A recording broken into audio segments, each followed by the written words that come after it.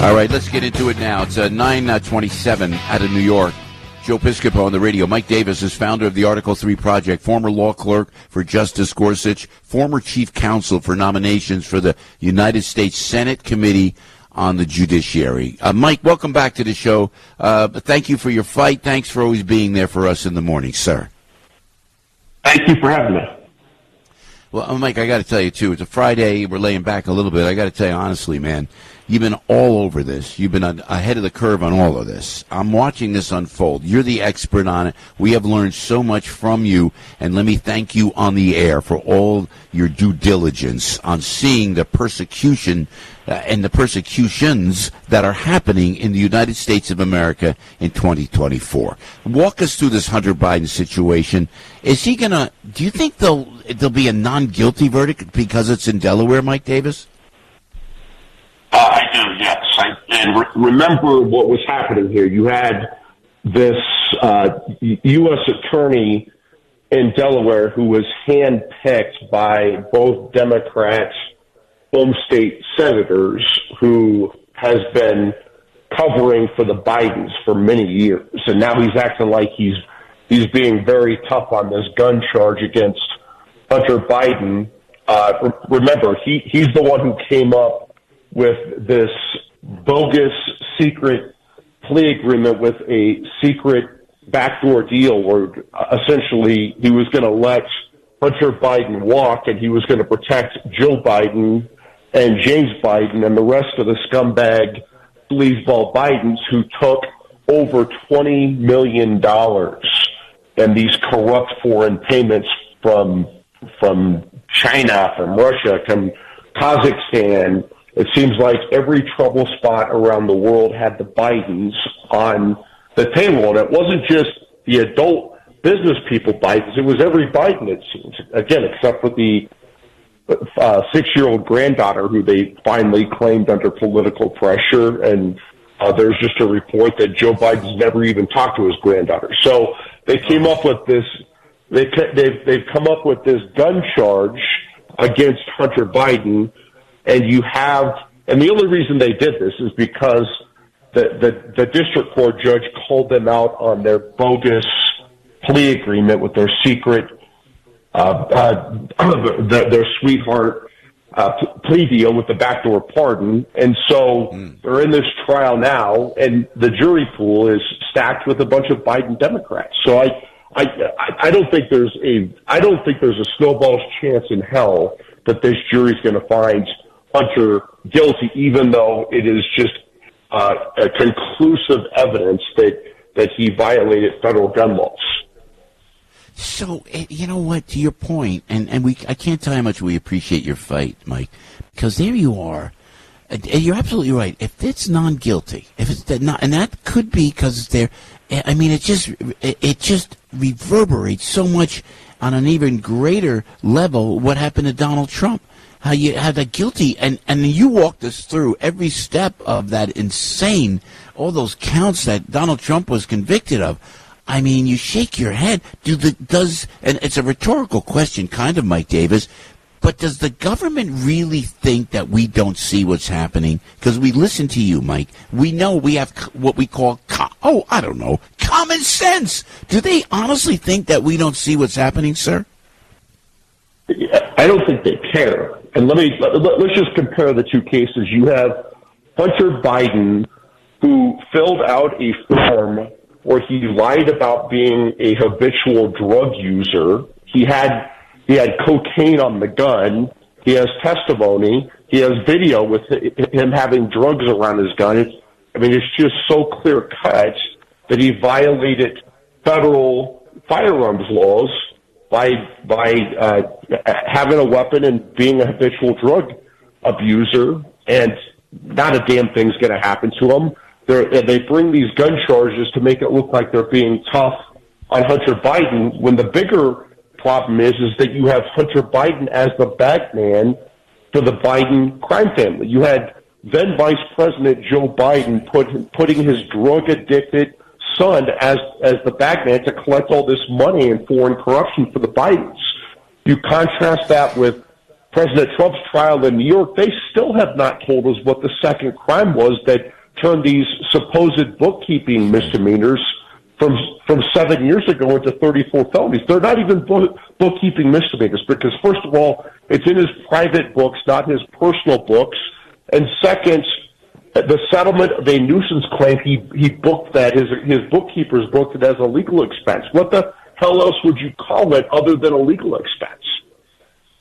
Yeah, you're right, Mike. Also, I'm reading on your Twitter account here. I just reposted it too. If I may, Mike Davis kind enough to join us this morning, and where you actually talk about my statement on Steve Bannon's prison sentence. This is from Mike Davis. If I can, Mike, please. Mike says we have had constitutional executive privilege for 250 years, going back to George Washington. So the President of the United States can receive. Sorry, that's actually my phone calling from New Jersey. That's okay. So the President of the United States can receive candid, confidential advice from his advisors without fear their advice will get publicly aired before courts or Congress. So President Biden and his Attorney General Merrick Garland have shamefully destroyed this in their partisan quest to politicize and weaponize the Biden Justice Department to go after President Trump and his top aides. Uncalled for. So, which leads me to the Peter Navarro situation, which leads me to the Steve Bannon situation. They didn't want to appear because they got subpoenas in regards to this January 6th kangaroo court, Mike Davis. But walk me through this. Didn't Hunter Biden not show up? And he was subpoenaed by Congress, correct? Yeah, that's exactly right. You had Peter Navarro, who was President Trump's top trade advisor. You had Steve Bannon, who was a former Trump White House top aide, and he continued to be one of President Trump's top presidential advisors once he left the White House. Executive privilege, constitutional executive privilege, applies to both Navarro and Bannon. So the President Trump, can get candid advice from those two. And the whole point, it's similar to attorney-client privilege. You don't want to break that privilege because then the presidents going forward will not get candid advice if they know that whatever they say can get repeated in public court hearings or in public congressional hearings. And so we have constitutional executive privilege. So, I mean, the president, look, being president is obviously a tough job. I worked in the White House many years ago. It's a very tough job to be the president of the United States, and you have to rely on your advisors, both inside the White House and outside the White House.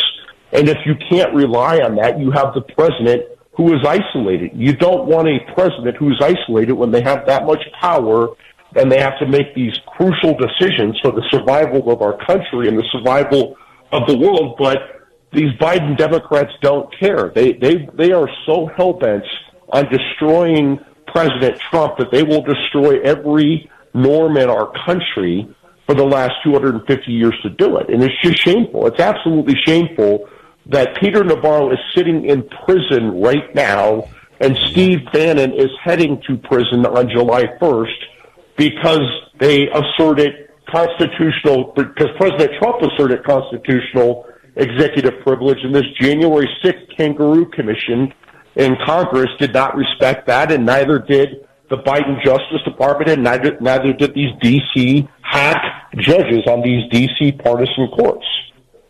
And Mike, they called Donald Trump, he's going to be a dictator. He's going to be a dictator. Is this not like a dictatorship, what's going on in the Department of Justice at this point, sir?